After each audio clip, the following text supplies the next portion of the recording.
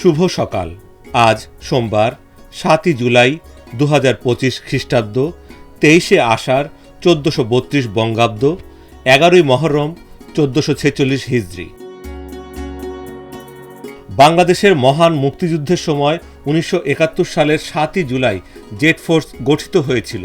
এটি ছিল বাংলাদেশ সেনাবাহিনীর প্রথম ব্রিগেড এবং এর নামকরণ করা হয়েছিল মেজর জিয়াউর রহমানের নামের প্রথম অক্ষর দিয়ে।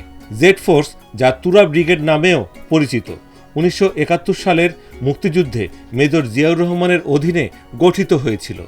এতে ইস্ট বেঙ্গল রেজিমেন্টের প্রথম, তৃতীয় এবং অষ্টম ব্যাটালিয়ন অন্তর্ভুক্ত ছিল। ব্রিগেডটির সদর দপ্তর ছিল ভারতের মেঘালয় রাজ্যের তুরা শহরে। আজ বাংলাদেশ জাতীয় ক্রিকেট দলের সাবেক অধিনায়ক মোহাম্মদ আশরাফুলের জন্মদিন। 1984 সালের 7 জুলাই জন্মগ্রহণ করেন তিনি। মোহাম্মদ আশরাফুল টেস্ট ক্রিকেটে সবচেয়ে কম বয়সে সেঞ্চুরি রেকর্ড গড়েন।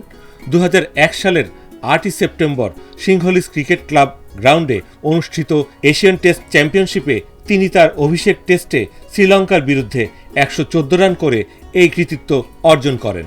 আশরাফুলের ওয়ানডে অভিষেক হয় 2001 সালের 11 এপ্রিল জিম্বাবুয়ের বিরুদ্ধে।